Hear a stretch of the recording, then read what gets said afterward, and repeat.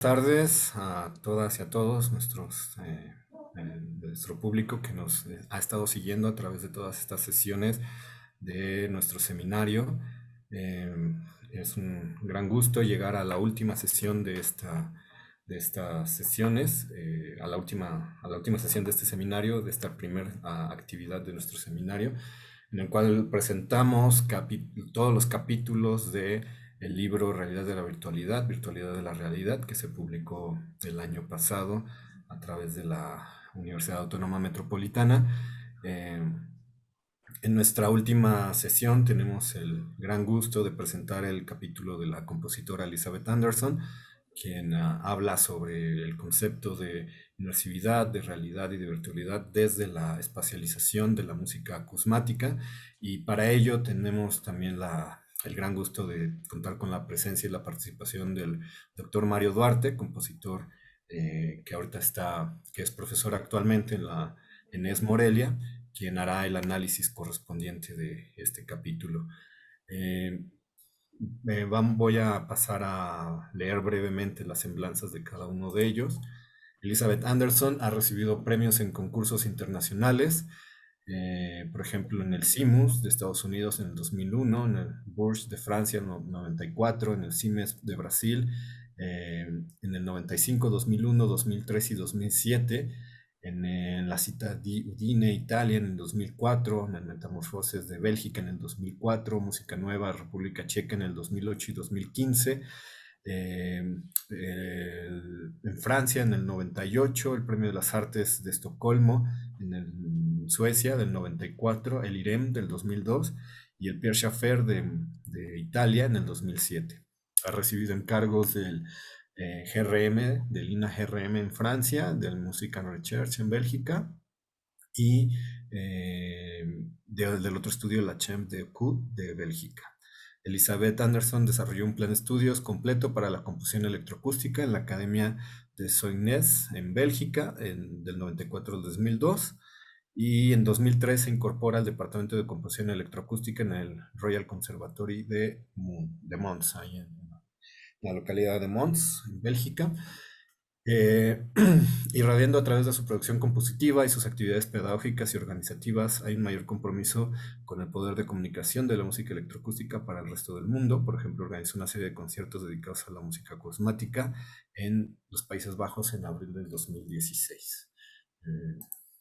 Thank you very much, Elizabeth, for being here. Thank you very much for your contribution to the book. We are very glad for your work, that you could share your work with us. So thank you very much. And ahora voy a presentar al doctor Mario Duarte. Es un compositor interesado en el cruce entre arte y ciencia. Estudió composición y musicología en el CIEM, en la Ciudad de México, y en el Trinity College de London, en el Reino Unido. Realizó estudios de maestría y doctorado en el Nova Research Center en Manchester, en el Reino Unido, y posteriormente realizó una estancia postdoctoral en la UNAM para investigar procesos de enseñanza-aprendizaje en la música y la tecnología en comunidades rurales en Michoacán. Ha obtenido becas y financiamiento por el Macmillan Award en la Universidad de Manchester, el FIMBA por CONACYT, la de GAPA UNAM y el FONCA-CENART. Su tesis de doctorado, por su relevancia especial en la intersección entre arte, ciencia y tecnología, fue incluida en la lista Top Ranked Thesis 2019 del Leonardo Journal del MIT. Yo no sabía eso. Felicidades, Mario, es un gran logro. Su música ha sido interpretada en México, Reino Unido, Italia, Bélgica y la República Checa por la BBC Philharmonic, la Orquesta Sinfónica de Aguascalientes, la Orquesta de Cámara de Bellas Artes, la Orquesta de Cámara de Manchester y la Little John Chinese Chamber Orchestra. Muchas gracias, Mario, también por estar aquí, por acceder a realizar el análisis. Y sin más, bueno, yo los dejo. La sesión a partir de ahora se realizará en inglés, entonces para que la doctora Anderson pueda presentar su capítulo. So, thank you very much again, Elizabeth and Mario. So we could begin the session. Right now I'm going to turn off my camera and my microphone, and the session is all yours. Thank you. Well, First of all, I would like to thank Edmar for his enormous amount of work to organize the third International Conference on Space and Immersivity, from which the idea to interview me came, and from which came the text for this book, the chapter for this book. So thank you very much, Edmar, for all your hard work for that, and for your hard work on the book, and for the wonderful idea to have each author present his or her chapter. So that really, that's fabulous. Mario, thank you so much to you for taking the time to analyze my text and to talk to me about it. And you went as far also as to listen to my music. So I'm very, very touched, very touched by that. Thank you very much. The first part of this presentation will turn around my presentation, a short presentation of this chapter. I will keep my eye on the time, so I don't go overboard, because I tend to get rather enthusiastic about these types of things. And so I'm just going to make a sort of a summary about what the chapter is about, and then I'll be happy to let Mario take it from there. This chapter is based on a series of questions that Edmar asked me. And he said at the beginning, can you please explain to us a little further about the core concepts and ideas about space and acousmatic music? And so I first discussed the different formats, for example, 5.1, 7.1, quadraphonic, octaphonic, which are ambisonics as well, which is a full sphere surround sound format, which I do not work with yet, but I can appreciate it. And I talk about several principles. One is called the Espacio-Interne, which comes from Michel Chillon, who is a French researcher and composer, who came up with the idea of the Espace-Interne, which means internal space, which is the same as composed space. So that's one of the first things that I find in acousmatic music, is that there is already a space that is composed into the music by virtue of the acoustic space from which most of the sounds are recorded, and even when they're transformed, they occupy an acoustic space. And so those different types of acoustic spaces in those sounds all together will, in an acousmatic work, create a composed space. And that internal space or composed space is then projected out in the concert hall in an external space. And so I don't get into that in my article, but indeed there's the internal space and then the external space, which is the space of performance, of interpretation. So going back to composed space, I suggest it has two components. One is the spatial proximity and spatial deployment, which in a stereo piece is over the stereo axis, but in a multiphonic piece, of course, there's a much more complex three-dimensional type of spatial interplay. And so this one type of space is three-dimensional, and yet there's a second type of composed space, which is spectral space. And this comes from Dennis Smalley's idea of spectral space. He was my supervisor for my doctorate at City University London. And he found spectral space to be a vertical type of space, which spectral space represents the qualities, sound qualities, timbres, and pitches perceived over a spectrum of audible frequencies. And we tend to think of that from low to high or on a vertical axis. So when you have the confluence of spectral space and three-dimensional space, that is what a sound occupies, those two types of space. So that's immediate, and that's a very basic and fundamental component to acousmatic composition. that's about what I would say about that. Otherwise, I'll go on too long. Then another question Edmond asked was, how do I conceive the concept of space from my personal compositional aesthetic perspective? And how do I apply it on a practical level? Well, my interest in space is grounded in an interest that I have in dialectics. I love dialectics. I find them to be very interesting in terms of creating creative tension that I like to use for my composing. But anyway, getting back to space, uh, for me, the spatial relationship between the physical universe and the human being was very important to me early on in my early years when I was just starting up with acusmatic composition. And I used that idea of the physical universe and the human being. That it came from a book that I read called Owning Your Own Shadow, Understanding the Dark Side of the Psyche, which is a book on psychology. And you could say, well, what in the world does that have to do with a chapter on acousmatic composition about from the perspective of space? But what I did, I worked in a series of 3 pieces, a trilogy, where I took the tension that we have as human beings on an internal psychological level, and I magnified that on an environmental level. And over the trilogy, there are shifts back and forth from an environmental to a human level. Now, when you listen to the trilogy, you don't feel like you're either an ant or a giant, but it's the change of dialectic. Dialectic has this change of space in it, built into it. Well, I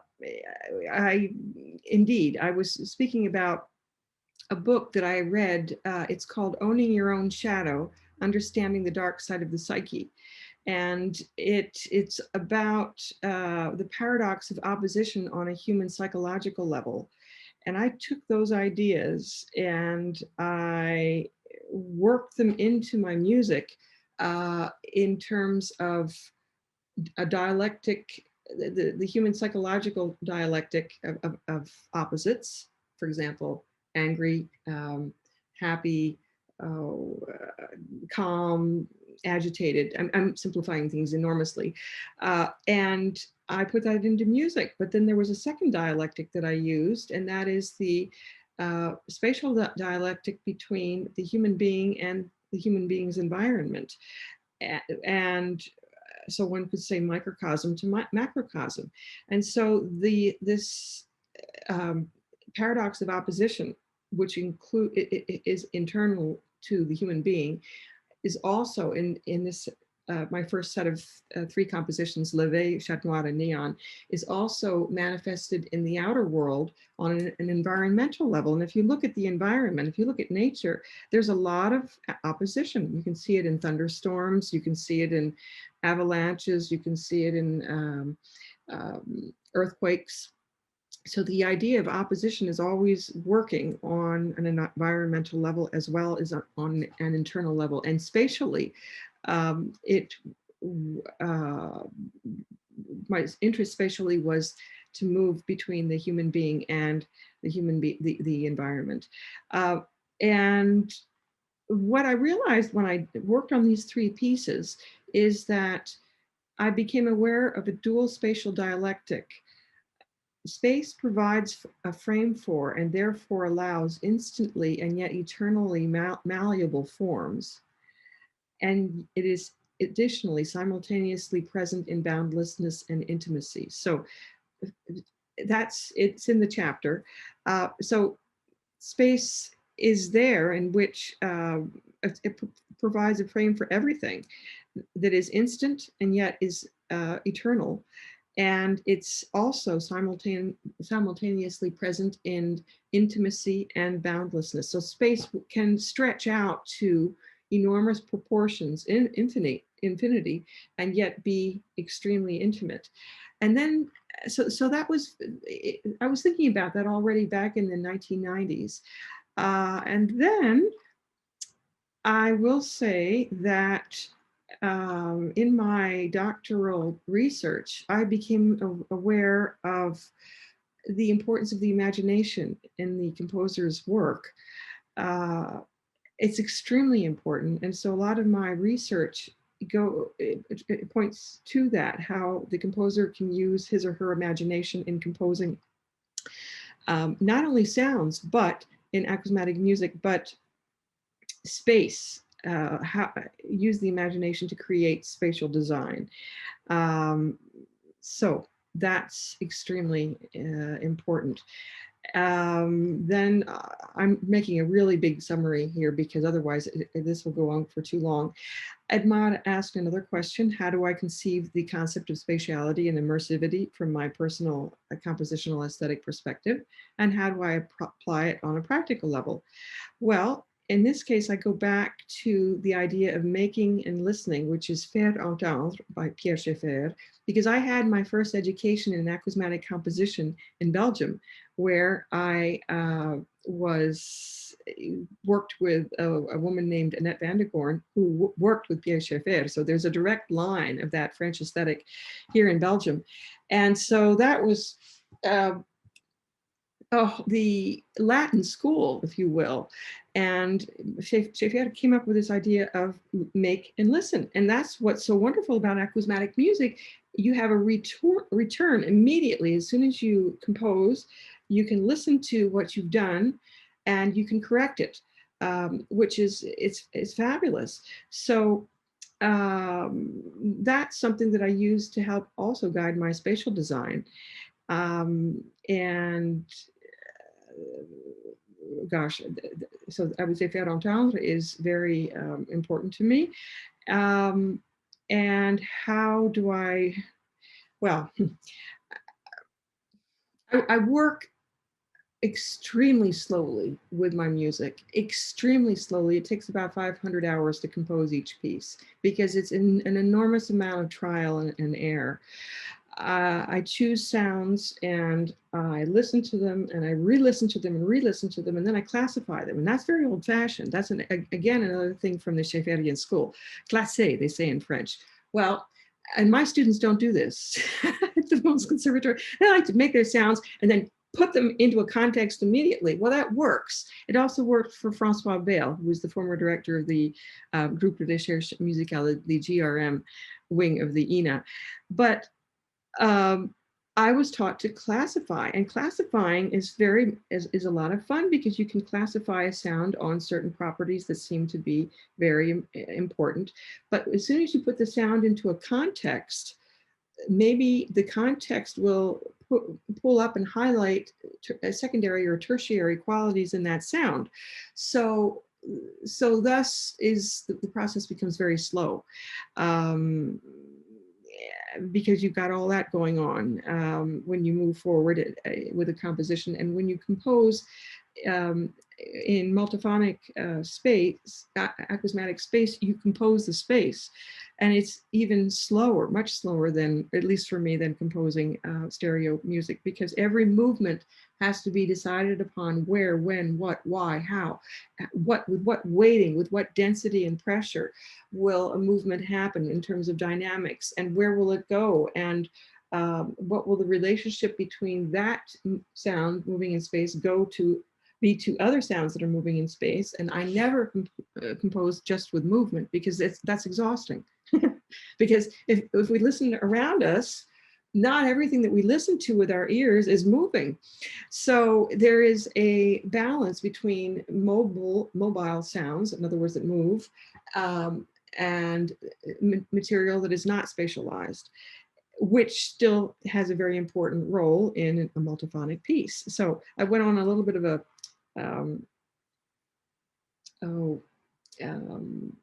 side angle there, but voila, it gives you an idea about a little bit of how I work with music, acousmatic space and acousmatic music. A lot of my ideas come from literature, sometimes science,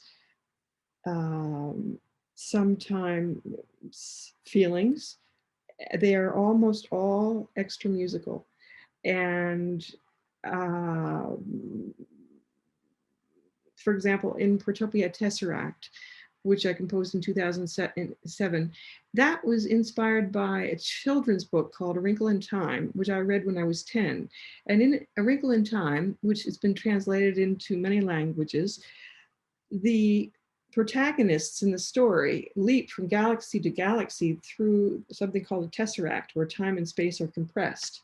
And I thought, oh, wouldn't that be fabulous to use that in an acousmatic piece? How am I going to conjure up the idea of the tesseract happening in an acousmatic piece? And so I used two types of rotations, counterclockwise and clockwise, that got louder and louder, and this was octaphonic, of course, surrounding the audience.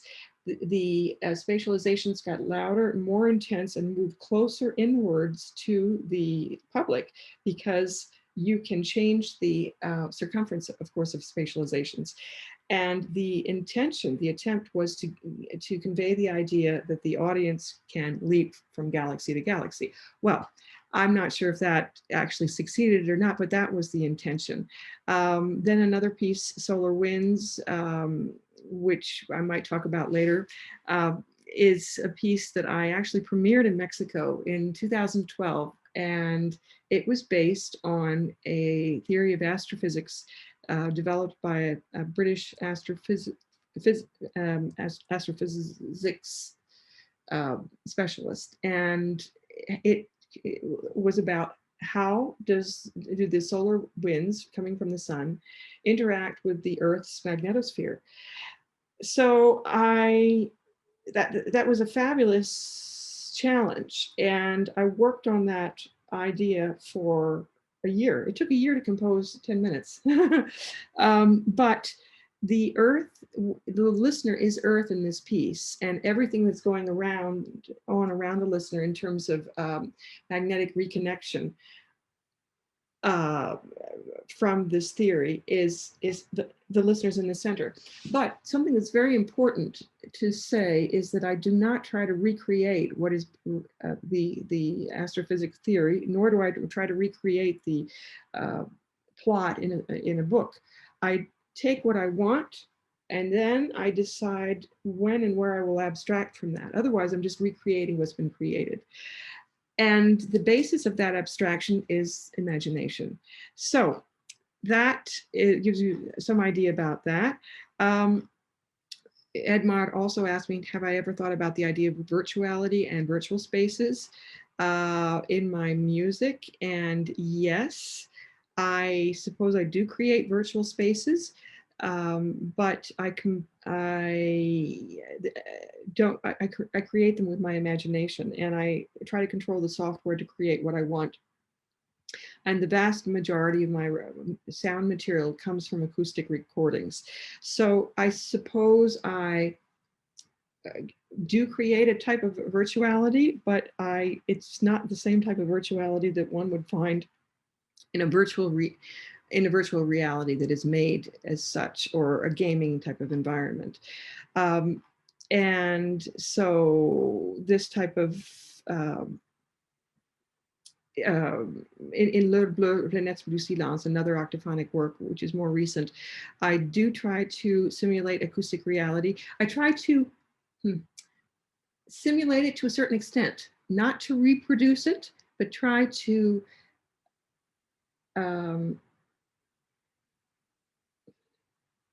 I'm trying to think of the word. I don't try to present it. I try to create something that could be functioning as a virtual reality, but that is not, and it's not meant to be. And in Le Bleu, Planète du Silence, it's about the blue hour, which L'Heure Bleue is the blue hour, and it's the hour of the day where at twilight or at dawn, where the sun is right below the horizon, and everything looks blue. And it's been a famous time of day for painters to paint, and a lot of postcards are all shot at L'Heure Bleue, which gives them this blue tinge. So in L'Heure Bleue, it's basically the reawakening. I take this, the dawn part of L'Heure Bleue, the reawakening of the human body, the nature, civilization, the psychological aspect of the human being, and then finally the spiritual aspect. Do I create a virtual reality in that? Yes, in a way, but I would think it's not meant to be a virtual. I didn't go into it doing that, trying to do that. I think I should stop there because otherwise I'm not going to give Mario any chance to ask any questions. So Mario, I turn it over to you. Thank you, Elizabeth, for your overview of your chapter. It's a very interesting chapter, as I told you before. And well, thank you for your intervention as well, and for participation with this chapter in this book, La Realidad Virtual, Virtualidad de la Realidad, edited by Edmar Soria, Claudia Mosqueda, y Jesús Fernando Monreal, which also I say thank you to them to invite us and to having us in here this evening, sharing our thoughts about your music and about your research and about your way of composition. And before I start my commentary of the chapter, I like to say that I found particularly interesting this text, Elizabeth, in my role as an educator and teacher in several levels in education, from primary school teacher, music teacher in primary secondary school, working with communities, rural communities, and also into the university and postgraduate studies where also I'm a tutor. So this text is very useful.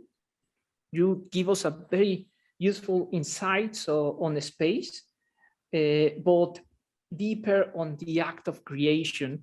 And I have to say that this is a must for my colleagues at universities and in other levels interested in creation with sound, because in Spanish we don't have like so much interesting text that touches this topic. So I would like to thank you very much for your piece, for your text. Is something that I will use as a teacher in the university, and my students, I'm very sure that they're gonna also be grateful for this. So the text is divided into 6 sections. That probably is the questions that Edmar asked you. However, I will analyze it in 3 major sections that I found that a lot of the sections goes into these three major sections. The first one is the theoretical background that you told us about the composed space. The second one is the artistic practice and the use of extra musical ideas to trigger these compositional procedures. And the third one is, I call it pedagogical advices to approach a space and is used in acusmatic composition. And I will say also that this is pure gold dust for a teacher, in my vision and in my perspective as an educator.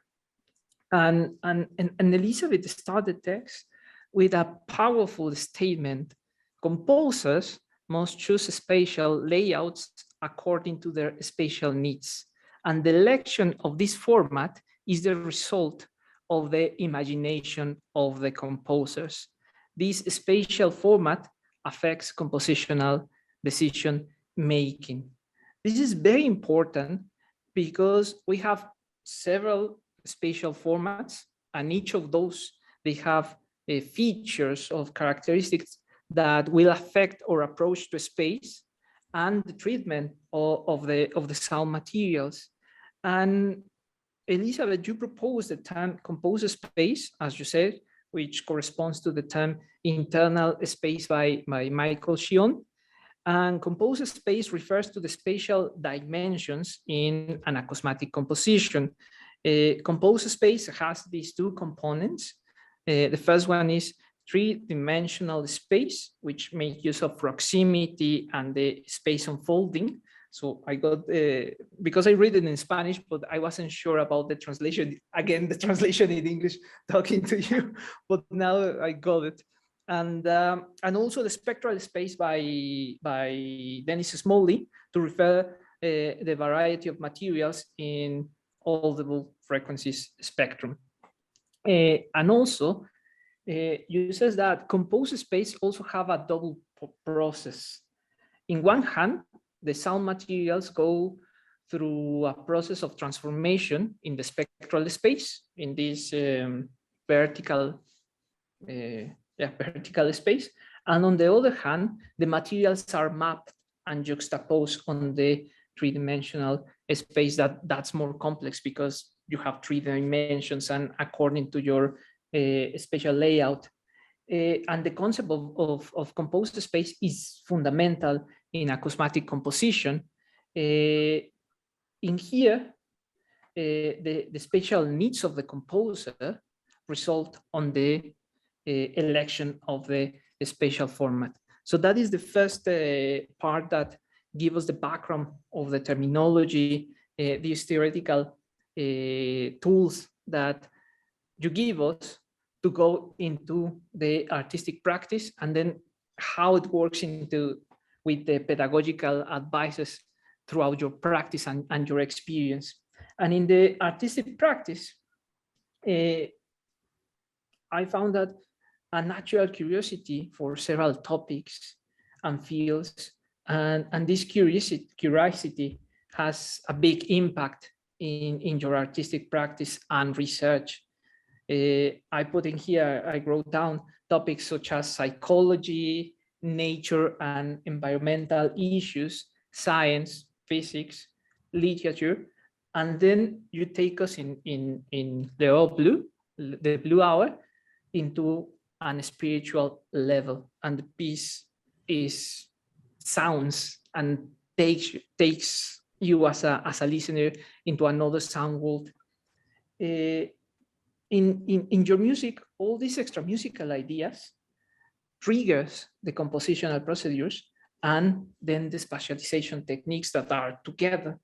And I will do a quick overview of the pieces because you already talk about those, but probably we can discuss if we find something different in the dialogue that we're gonna do later.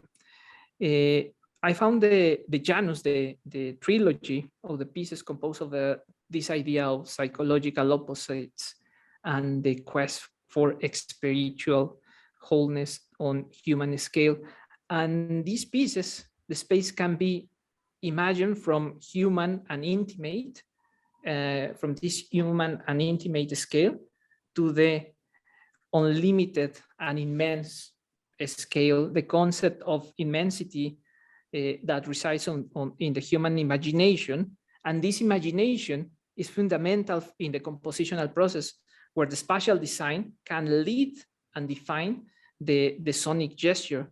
Also, this is a very powerful statement because sometimes composers go the other way around. They have the gesture, the energy, and they try to map into different speakers or channels. And in here is the other way to think the sound from the space and how to take advantage of the space. I think, and I found this powerful statement very pedagogical. Neon from 2001 is the third piece of this cycle and consists in the sonorization of the ocean currents and the deep sea. In the track of the piece that I listened in your website, I noticed the use of this spectral space, these frequencies that you use, extreme frequencies, and I found myself in the middle of the sea.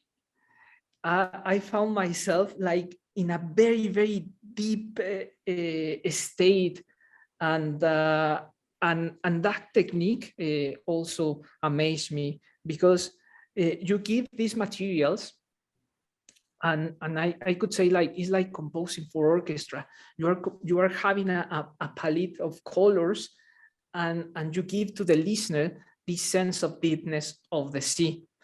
And maybe I will ask this question, but maybe for later, you can reply me later, because I found I know that you don't want programmatic music, but I found very programmatic, very your music. I can have and pitch images in my mind throughout sound and throughout this imagination. Then we have the other interest that you have is science. These solar winds of 2012, or probably I just missed something. I know. No, that was neon. Solar winds from 2012, and it's science, and it's inspired over recordings of outer space from NASA. But you say in your chapter that the recordings have very bad quality and it was in mono and you couldn't like do that, but that is not important. Important is the idea, the imaging of this outer space. And because was performed in Mexico, also you were more interested in the Mayan calendar and astronomy. And also you pair with the models of electromagnetic fields and the ideas of this British scientist, James Dungy, and these scientific ideas trigger the spatial scheme in the multiphonic layout of the space. And the extramusical idea of electromagnetic fields of the Earth and the solar winds are bigger than the human spatial design perception. And instead of following the path of other composers do, like for example myself, because I did my PhD in sonification, that having this date and then map, and I think that you choose a very wise path of artistic rendering, which is this when science meets art. And this piece is a very good example of this very wise path, where it's a poetic of the scientific, when you're interested in these Mayan calendars and everything from just recordings, a very bad recording from NASA. And as well, I listened to the piece, and I live in a place where a lot of wind in the afternoon, and it was very funny because before listening to your piece, it was a very windy afternoon, and I now by heart like kind of know like the gestures of the sound, and when I listen to your piece, is very it mimics very accurate the gestures of the wind. I don't know if you wanted that approach, but I also find myself outside with this wind, which is solar winds. I don't know if that was the intention of these sonic gestures. Also, you have interesting things in literature. Protopia Tesseract from 2005 to 2007 is inspired in the novel A Wrinkle in Time of Madeleine L'Ange Camp, and it's a fiction for young and adult. And I didn't know about this book.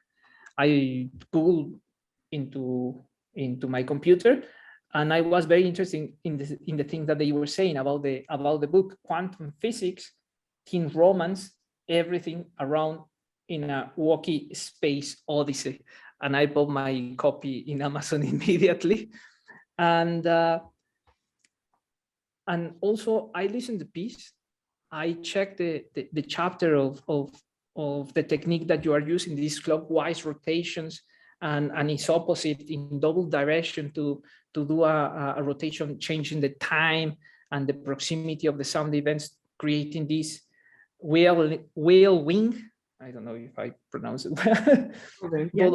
But I found it in stereo, but I got the idea, and I'm looking forward to listen the piece in a multi-channel Sure. layout.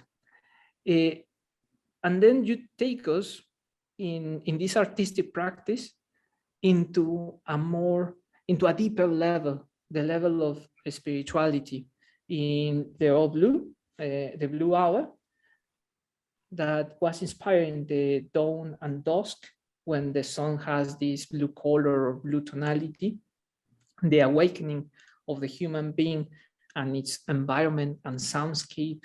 And the beginning of the piece is very spiritual. It's like a meditation. It's like you get into the morning and you are like waking up little by little.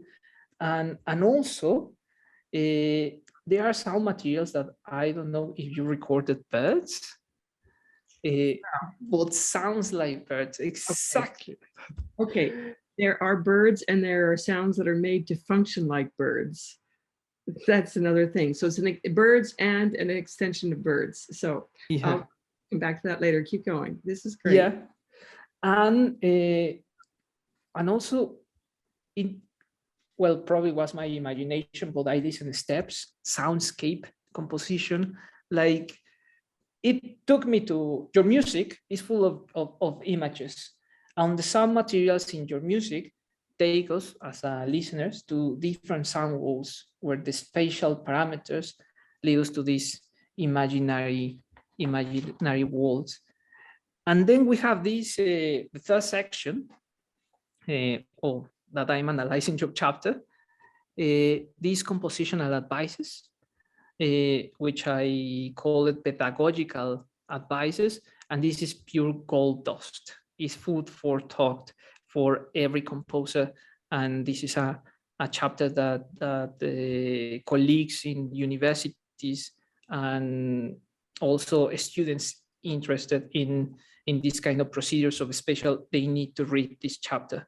You give us a lot of advices. In my chapter of the book, I underline a lot of things because at the end, all the chapters were underlined, and I thought, oh, thinking from a teaching perspective, this is all very good advices to someone to start and this path in acusmatic composition first, and then the second layer of using the musical parameters, because also in acusmatic composition, I found that happens a little bit the same as instrumental with my students, that they are worried about pitch and time, the duration of the sound events.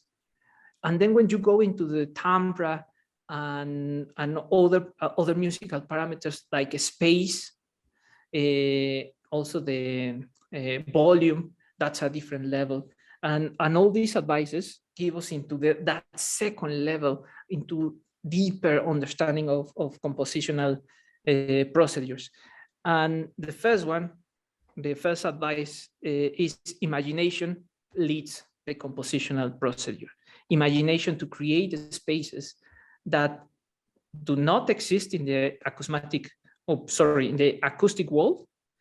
And this is also very, very good advice, that the composer needs to control the software to create the materials that you want. In other words, software as a tool, not as the end. And as a teacher, I have seen lots of students and even colleagues with an obsession for the software and the number of channels and the kind of technology and that's gonna be used in the pieces. And I call this the technological fetishism and the use of just multi-channel system just for the sake of using the channels without any strategy or compositional idea. And you give us this statement that the software needs to be controlled by the composer, not the other way around. And the software as a tool, not as I'm composing in any number of names of software. And the space, and this is another one, that the space design can lead and define the sound gesture that I said before. This is very important because sometimes, or maybe the majority of the times, we go the other way around. We have, I'm gonna compose for 8 channels or 4 channels or 6 channels, and then how I map my gestures. But you are giving us the other way around. And you mentioned this, the listening processes, where first you listen, and you took this one from Pierre Schaeffer, to appreciate the nature and the beauty and to understand the sound qualities before making any compositional idea.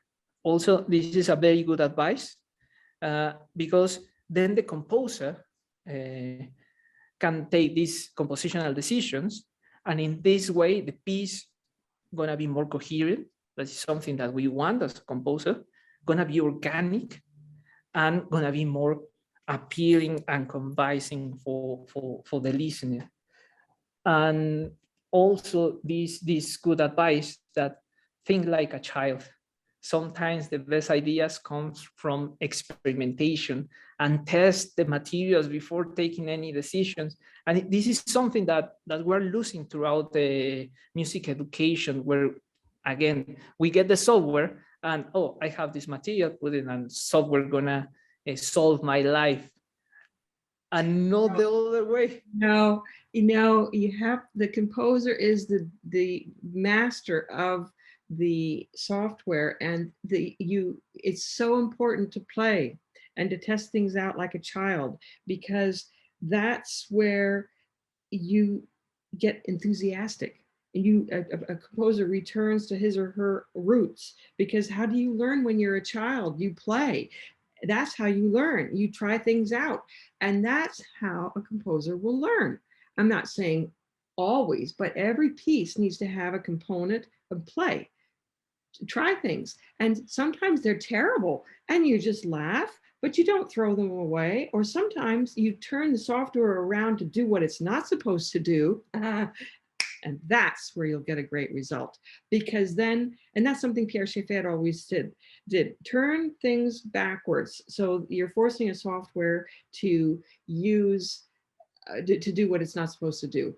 I'll have an example of that, but I don't want to stop you in your wonderful analysis. I'll tell you later, but go ahead. Thank you, Elizabeth. So allow yourself to play and imagine, and you are telling us, have an open mind about the compositional processes, about the materials, and about the tools like now you are telling us. Don't depend on the software to create specializations, because now in the market, there are a lot of softwares that we want to solve and make easier our lives. And also the other advice that look for different techniques of specialization, because if we are using just one technique and one design or one temporality, gonna be tiring for the listener, and the composer needs to attract the listener and combines them, that the piece is interesting and is worth it to listen. So taking the time to know and understand the materials gonna make us better pieces, better composers in a way, because we're gonna compose better pieces, gonna be more coherent, more organic, and more convincing. So I have some questions, and maybe now we can move into the next section. And well, we can talk about this interesting idea of the software. Also, if you consider your music programmatic music, also, I didn't talk about that because I wanted to ask you about your special techniques for stereo paths that also you describe in the chapter. And which kind of advice would you give to a young composer that is approaching to acusmatic music? So thank you, Elizabeth, for your chapter. I enjoyed very much the chapter, and as I said, as a teacher, I found that this is something that I gonna include in my syllabus and in my curricula in composition, in acusmatic music composition for next semester. Thank you for your time, and thank you for your contribution to the book. Thank you, Elizabeth. Thank you, Mario, for your wonderful analysis. Really very in depth and very very sensitive, beautifully done. Thank you so much for that. You're welcome, Elizabeth. Sure. So what is next? We can talk there is a section of dialogue. There's a And second. we can take questions from the audience if Edmar passes over these questions. But for example, we can start like to talk about this thing that you say about making the software the things that is not supposed to do. And I don't want to say names of softwares, but I would say that, for example, in my teaching experience, mainly when they use one kind of software, the students start to compose with that software and sounds like that software. Yeah. So the originality of the voice, of the composer's voice, is a little bit letting down. Yes. Because now the sound of that software is in the language. Yes. And I think that as a teacher, I think it's because it's this technological fetishism where I'm using the software not as a tool, just for the sake of using the software, not as a medium, more like an end. And this is very sad, because a lot of the ideas, the students start like to sound the same, when at the beginning, before knowing the software, they have their compositional voice and the sounds that they were very unique. Yes. So yes, we can start with that. Okay, so I guess would the question then be how to avoid that? Okay, well, there are several ways to avoid that. First of all, the compositional techniques that are taught at the Mons Conservatory, the students do not begin with composition. This is very different from the UK system. I remember in the UK, Dennis Smalley would say that for beginning students, he would give them a set of sounds and they would compose small pieces with that set of sounds. That's British. In the Latin school, the students are expected to do exercises for 2.5 years. Compositional, they're called technique d'écriture. So the technique of compositional, of composing, and acusmatic music. And they have exams in this. And it's a very strict program where they start with energy models. Now, see, this is not very much taught outside of Belgium. Energy models are models such as percussion resonance, rotation, and whirlpools, friction, accumulation of corpuscle, accumulation de corpuscule. I don't know how to say it in English, like an avalanche. Pression deformation, which is like a it's when you push on something like a balloon and then it expands out again. So these energy models exist in the real world, and the students are supposed to record in using a séquence jeu. A séquence jeu is a play sequence, which is a guided improvisation. So they are forced through this long funnel, this long tube of all these techniques d'écriture, so that when they arrive at the second semester of their third year of their bachelor's degree, that's when they can get to start to compose. Which, if we look at this from the standpoint of most other universities, it's crazy. But these students have a great sense of their own control of their technique d'écriture, which helps them to go over this hurdle of softwares, because software is it's great. I mean, it looks wonderful on the screen, and we forget who we are in front of it. That's the danger. So if students, young composers, have enough experience with these compositional processes and to know who they are before they start, and they're very carefully monitored as they start to compose, then there's a chance that their own voices are protected. So that's one thing. Personally, I would not go as far as forcing students to wait until the middle of their third year to start to compose, because I think that's That's Latin, and I am not so. That's the Latin system. But I think at least for a year, getting to know, or a year and a half, getting to know these compositional techniques really helps students to develop their own voice. Secondly, you've got to remember that remembering when as a child, the children have a magic about them. They play. And so what are they going to do? If you watch a child go to a software, he or she is going to just mess around with it and make it to do all sorts of ridiculous things. That's important. And the example that I was thinking of sharing earlier, I was down at the Groupe de Recherche Musicale studio in Paris to compose L'Heure Bleue, and I had to filter all my sound sources, and I had so much material. I had 25 hours. This Pro Tools session stopped. It just wouldn't go any further. I had 25 hours of sounds and their transformations and filtering. And everybody loves clean sounds, no hiss. Well, I thought, all right, so there was a sound source that was very hissy. And I took it and I filtered it. It sounded gorgeous. But what was more interesting was the hiss. It was like the hiss was taken away and put over in another place. And I found the hiss itself more interesting than the clean sound because it was more original. So this is what I mean. So sure, just do things that you would not normally do. And maybe 70% of the time it's going to be a mess and then you laugh. But that's how you learn.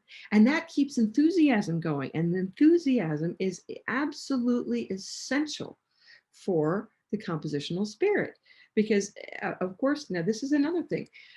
I follow my students very carefully when they compose. They have something called a journal de composition. In other words, a diary, a compositional diary, which I ask them to keep, in which they, when they finish their pieces, not only do they present their pieces, but they have to present a poetico-aesthetic report, which poetic is it's Jean-Jacques Nattier, the philosopher's idea of poiesis, which is creation, and aesthesis, which is perception. And a poetico-aesthetic report is a report of the compositional process and also of the listening process. They have to do that when they present their pieces, their composition as well. And this journal of composing is very important because it's very different for everybody. And some students put designs in it. Some students write swear words in it. Other students write how their progress went. Some students write all the different softwares that they use and what they need to use in it.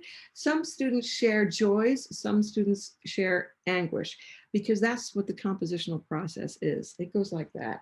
And young composers need to be able to understand that that's okay. It's okay to feel terrible when they're composing. It's okay. That's going to happen. Don't stop. It's also okay to feel joyful, and it will go up and down, but that's part of it. And that's how they learn who they are, what inspires them, what turns them on, what makes them enthusiastic, what makes them miserable. That is very important, and that is never taught. How do you get to know yourself as a composer? Because when you know that, then you could start to work with yourself like a motor. I'm not saying a motor it goes on forever, but you're your own engine, and that is great, and that's rarely spoken about. So voila, I would say so. The technique d'écriture, the using software, and in all sorts of crazy ways, using different software. When software first came out, mind you, I started with analog techniques. I worked with tape recorders. That was great. It forced me to listen, and my ear evolved only as fast as my hands could move. It took forever to compose a piece, and we did this down at Musica de Recherche, the studio, and the analog studio was working 24 hours a day in 8-hour segments. It was almost 40 degrees in there because the equipment heated up. We would all walk in with our tapes, but that was a great educational experience because we had to listen. So I would say listening, becoming friends with one's music, sounds, because sounds are like friends. And listening to them in different circumstances, in bed, in the shower, riding a scooter, taking a walk, just sitting quietly, and you will perceive different things and different sounds in different, when you're doing different types of activities. So glue them to yourself as you go through your day, and you'll find out who they are. They're like characters in a play. And you can have 300 characters in a play, that's fine. And at that point it's operatic, but whatever. So getting to know one's own sound material, taking care of one's own compositional process, making sure one knows it has a good foundation of compositional techniques, and messing around with software and making it do other things, and trying out different software, because you might have software doing the same type of thing, but the layout of the software is different. The package on the monitor, and that's going to make the composer think differently. So, because I remember when I first started to get into digital composition, I used the GRM tools, the standalone edition, which allowed you to do 4 different types of composing in real time, transformation in real time. You could play sounds in reverse at half the speed, and then add 4 different types of cascading transformations. That was fabulous. That's one thing. Second thing, Metasynth was a great software. Hyperprism was a great software. These standalone softwares I loved. I'm not a person who transforms a sound within a mix. That's another little secret. I keep the sound transformation separate, because you're thinking separately. When you're in a mix, you're in a whole different environment. Keep the recording, its sanctity. It's almost, I don't want to say religious, but it is sacred. Keep the recording, the creation of sound material, even if it's synthetic, that's a whole creative phase. The editing, the cleaning up of it, another phase. The transforming of it, another phase, and then the mix, another phase. That's how I work. Maybe other composers will be, oh no, I don't do that. That's fine. My students don't, but they're different. Some of them do, but those are the things that I would suggest for a young composer. Does that make any sense? Yes, again, gold dust. For me as a teacher and for colleagues, I think that they will appreciate these very good advices.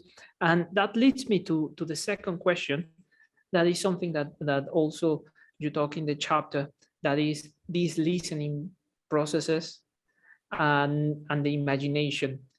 In the listening process, do you have a set of instructions, or I was thinking more in these listening modes. You listen in any way, you look for these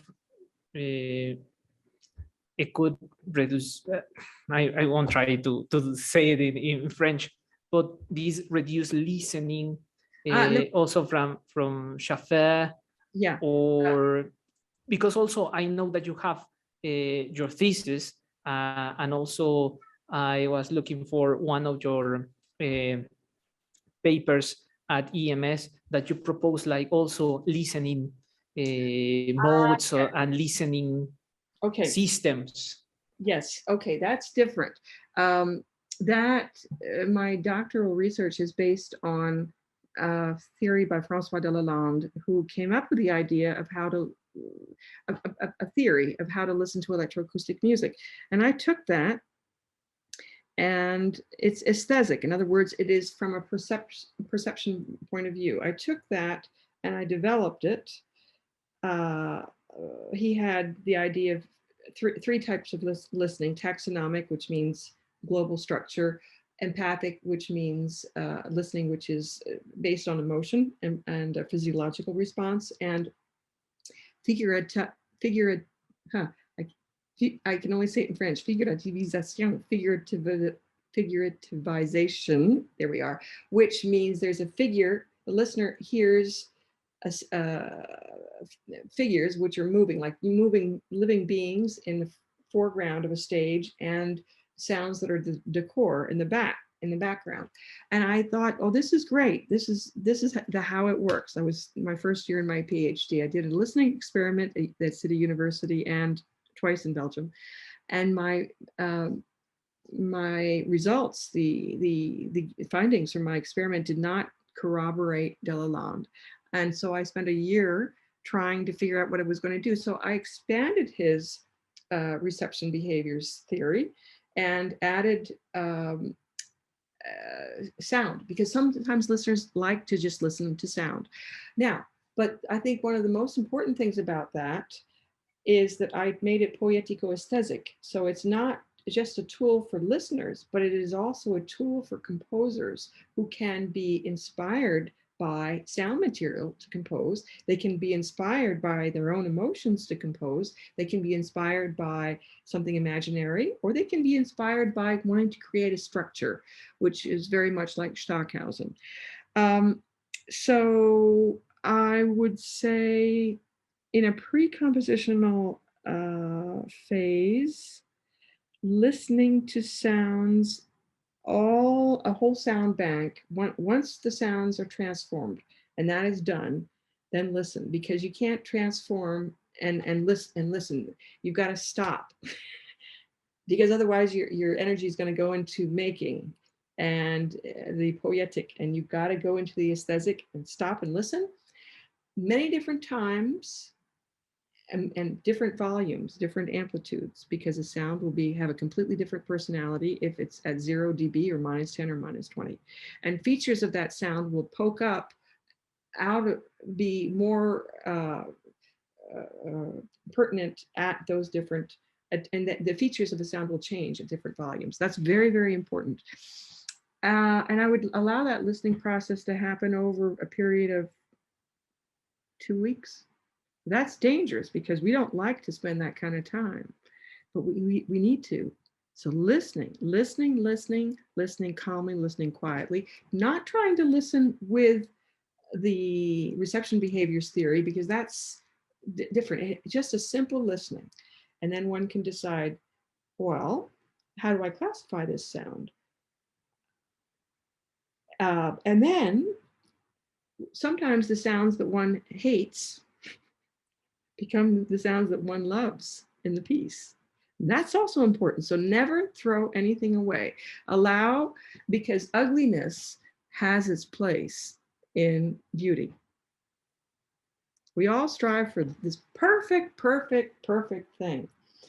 Noise-free, perfect.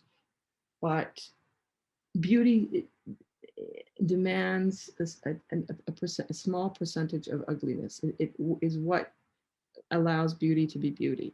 Now, I have to be very, very careful how I say that, because what is ugliness? I mean, we can talk for hours, but our software likes to make everything perfect. No, make it human, and the ear will listen and lock into it. So those are my thoughts about that. I'm not sure if I answered your question. Yes, thank you very much, because this, when you were replying, I was thinking in this binary opposition and this dichotomy that also you say in your chapter. And my next question would say, how this listening process impact into the space design. When you are listening a sound, you are imagining the gesture that you can create, the transformation, and then how you're gonna map that sound. You are imagining like, oh, probably I can have like a base, I don't know, a kind of layout, and then I can move individual sounds. How is your approach from the listening into the next section or compositional level that's gonna be transformation and in space? Okay, well, when I listen, the sounds are already transformed.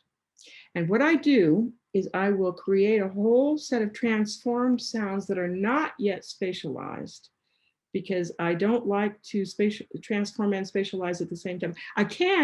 I have done it, but it's very precise moments.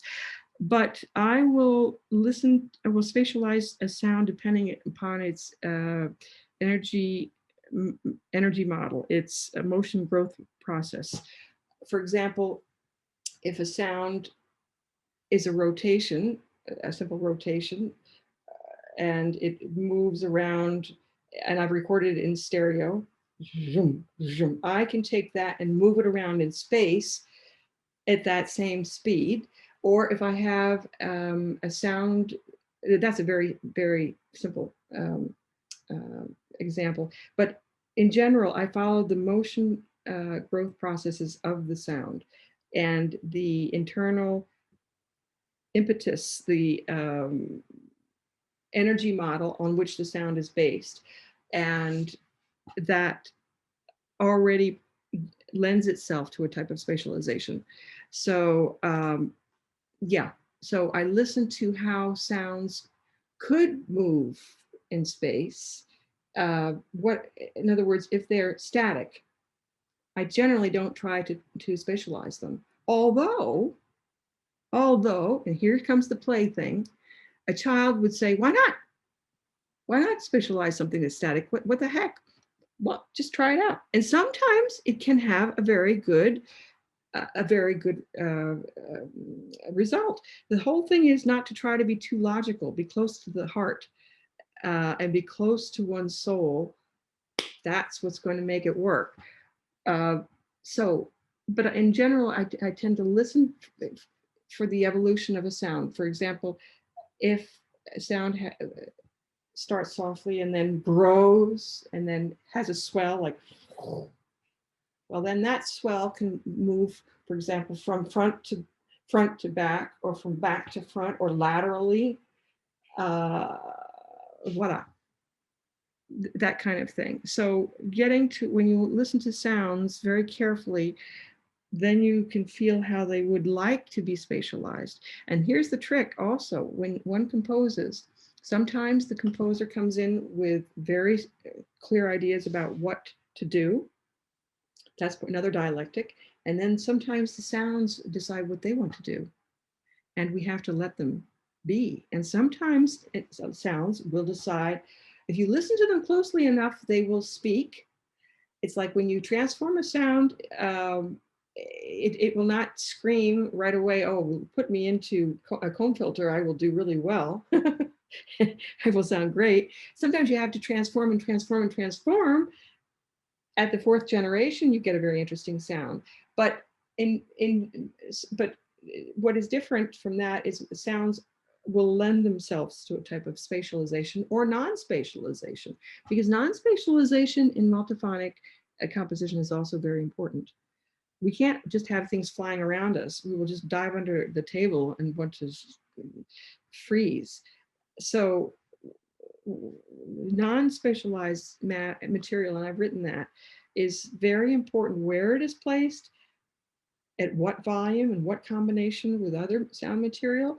And that, when you listen very carefully, you can make these decisions quicker. They come naturally because they're organic, because inside of yourself, you know, because you're very acquainted with the sound material by extensive listening. But again, the listening is against our 21st century tendencies. We all want something fast. Well, it doesn't happen with good acusmatic composing. Anyway, but that's that. I'm not sure if I answered that question or if you. Yes. Okay.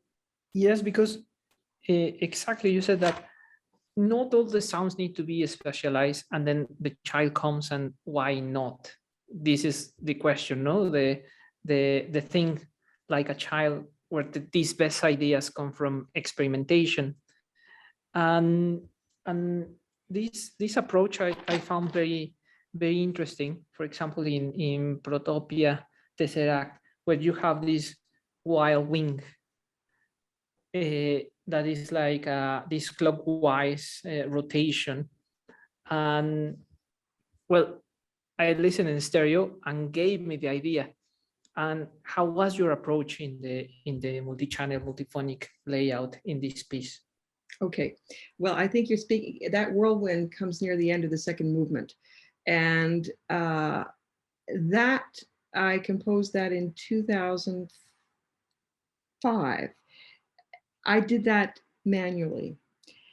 It was absolutely, there was no, at that point, well, spatialization software in 2005 was not that developed. So what I did, I used an octaphonic Pro Tools session, multiphonic, and I used 80 tracks, and I just, to move that sound around in space, I had to place it and then place it 100 milliseconds later on another channel, and then place it 100 milliseconds later on another channel. And so to get these rotations, it would have to be, if I was working with the standard octaphonic layout, 1, 2, 3, 4, 5, 6, 7, 8, I would have to go from 2, 4, 6, 8, 7, 5, 3, 1. So I had to think that and put them on the Pro Tools session accordingly. And those whirlwinds, that whirlwind sound took 80 channels just to do that manually. And so what I did, I didn't just decide, boom, this whirlwind is going to happen. I had to prepare it. So one of the two sounds started on the rear speakers, 7 and 8, and it was just settled there, positioned there for a moment, as if to say, I'm here, and now I'm going to start to turn. And then after 30 seconds or so, the second sound appears in the front 2 channels, and as if to say, I'm here now. And then it started to move in the contrary, in the opposite direction. So, because I don't know why I decided to do that like that, but it seemed to work. It was just, again, an idea to test. It was instinct. That's another thing that's really important, instinct. It's like a character that comes on stage before it runs around. it's just present. Then it starts to move. Could it have worked had I just plunged the listener into a whirlwind right away? Maybe. But yes, that was exhausting. I remember my husband came and listened to me, and I would advance maybe 5 seconds a day because it was all manual. And he would say, "Oh, how far have you gotten?" And I would say, "Well, did another 5 seconds." So it was very humbling, but that's how I did it. It was all manual, and I placed these 2 sounds. They were very different. They could not be the same, because otherwise we would not know if a sound was what directionality a sound would have. So they were 2. And that's written into my doctoral thesis. They had different spectral qualities, so that they could be heard at different spectral registers in spectral space, going in different directions. And and then I had to make the rotations get faster and faster. So I had to move down to maybe just smaller intervals before the sound, to make the sound like it was going faster. That's all in my doctoral thesis, and that's downloadable on my website. And those sound examples have those 2 types of rotating sounds in it. But I can also be happy to send you the full octaphonic version. So voila! Thank you for listening to all that. Oh, sounds like a lot of time, because that piece was composed over 2 years. No, you started at 2005, and then you finished the piece in 2007. Yes, because what I did, I composed the second movement first, and then I composed the first movement. And I had a lot of things going on in my life, and it took a long time to do it. But it was also very hard to compose a first movement afterwards. But it was a good challenge. Oh, thank you. And this idea about the materials and about the features, you talk about primary, secondary, and tertiary features, that sometimes these secondary features, when they are in the space, you can enhance these characteristics. Could you expand that approach? Sure. Well, when this all happens with the listening, when a composer listens closely to his or her sound material and classify it, every sound has different types of features. Some that might be very striking, and maybe we will tend to classify that sound on what we consider as striking features. But a sound always has secondary and tertiary. And when a sound is put into a context, a mix, oftentimes the secondary and tertiary qualities will come up to the surface and be more audible than the primary ones. And that's fascinating. It's like alchemy. It's like working with a lot of different material. And of course, when you change the dynamic ever so slightly, maybe 1.5 dB in one of the sounds in that mix, that will pull forth another type of secondary or tertiary quality in one of the other sounds. So sounds separately and sounds in a mix are completely different things. And this is why I really, personally, I separate these stages because the mixing stage is the most difficult and delicate, and that's where, I mean, you have to have mice paws, mouse fingers to pull out. And this is the trial and error, the testing. If I make one sound in a mix louder by a tiny bit, what's going to happen to the other ones? So this adjusting constantly will bring out the secondary or tertiary or maybe even a fourth level of feature. But sounds all have all these different features. And it's only in the mix or under really careful listening that we realize that. Thank you, Elizabeth. And one last question, and this one is about the blue hour, about this sound of the birds. That when I was making this analysis, you said about the expansion of the birds. Okay, well, this is what I developed in my doctoral thesis. Sounds can be, all right, sounds have a certain meaning. And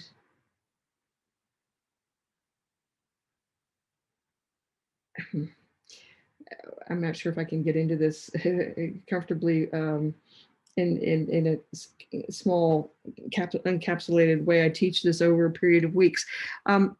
Sounds can function as other sounds. Here, I'll go like this. A sound of birds can be a real sound of birds, but it can also be other material that can function as bird sounds.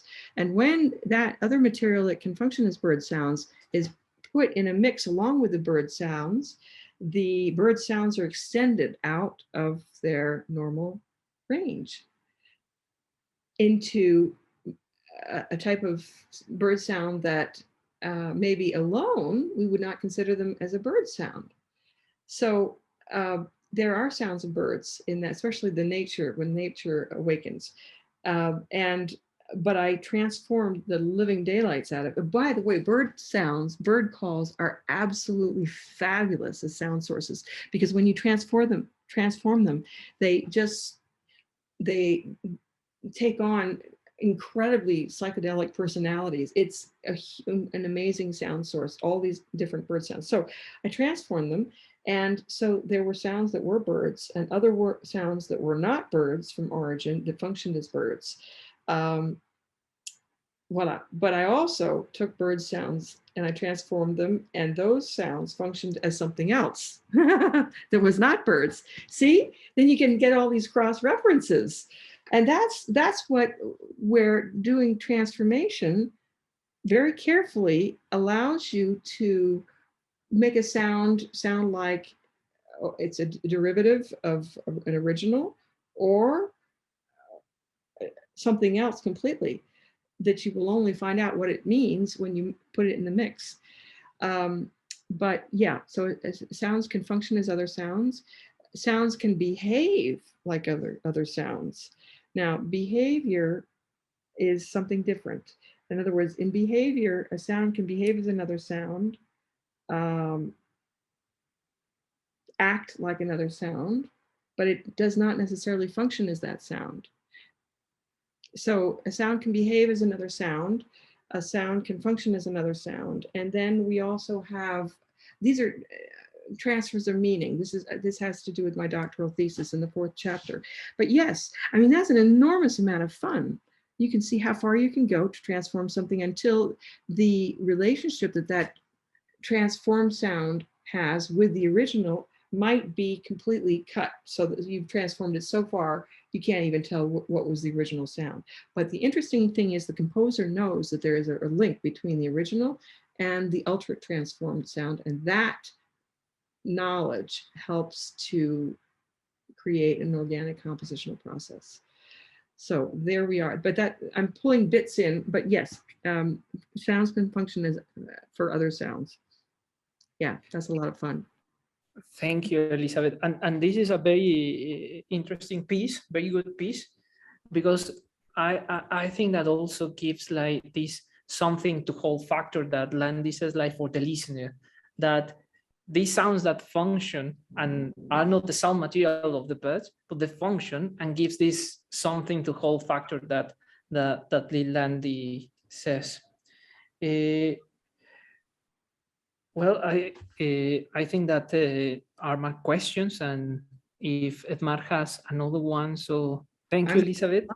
Thank I you. would want to say thank you for sharing us your music, your thoughts, your compositional approaches, because that also is very intimate and very personal, and sharing with the audience and with us.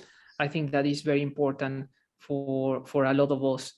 And again, the piece that you wrote is very important from someone that is interested in this concept and theory, musicological approaches, and gold dust for pedagogical approaches. I just want to thank you, and also Edmar and the editors of the book, and Juan Lerma to having us in here. Thank you very much.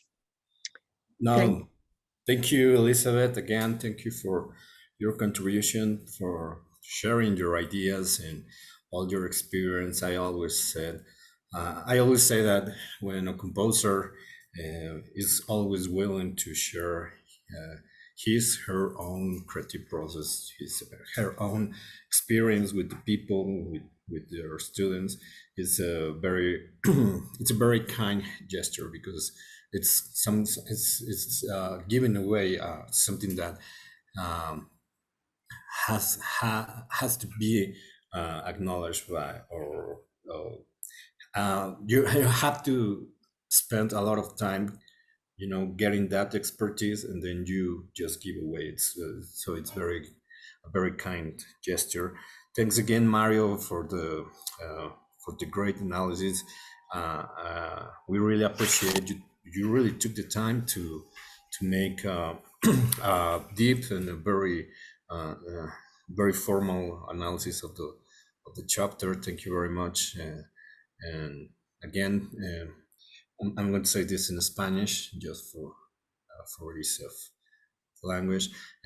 Muchas gracias a todos los que nos están viendo, a todos los que, nos van a ver en la transmisión asíncrona de esta última sesión. Con esta última sesión cerramos el ciclo, este primer ciclo de actividades del seminario del grupo Entornos, en filosofía y creatividad tecnológica. Estamos muy agradecidos con todos los participantes, todos los autores de cada uno de los capítulos que presentaron su capítulo, y con los invitados especiales que nos hicieron el favor de realizar los análisis tal y como lo hizo Mario el día de hoy.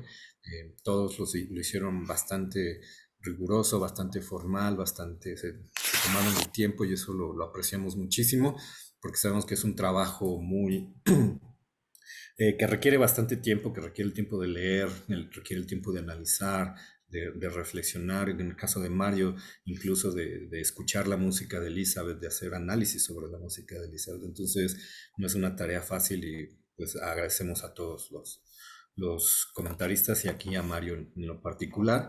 Y con esto estaremos cerrando este primer ciclo de actividades. Como siempre, las grabaciones estarán dispuestas en los canales de YouTube y de Facebook para que los puedan consultar en cualquier momento y para que puedan revisar cada una de las conferencias. Y esta es una suerte de invitación para que puedan acceder al libro y puedan, junto con nosotros, pues reflexionar en torno a la realidad, a la virtualidad, al espacio, a la inmersividad, desde los enfoques de la filosofía, el arte, la ciencia y la tecnología. Thanks again, Elizabeth. Thank you very much for being here. We know it's late there at Brussels, That's okay. and we know you are making an effort, and thanks a lot for that. And With big pleasure, Edmond. This was wonderful. Thank you so much to you. Thank you so much to Mario. This was a wonderful experience. And to Adrian, I never saw him, but he was certainly there working away on the technical aspect. But this was a wonderful project, and it was an honor to participate. thanks to you, Elizabeth. Thanks again, Mario, for your participation. And we can officially close our uh, our sessions with this last session. So see you soon, and thanks again to everyone who is watching us and who will be watch this episode later. Wonderful. If you could send us the YouTube link or the link, Yeah, that was absolutely. really fabulous. Yeah, absolutely. We will be posting this this recording in later, and I hope it will take no more than 3-4 hours, and it will be available at the YouTube and the Facebook channel. So yeah, I will send it to you. Sure, in time. Thank you.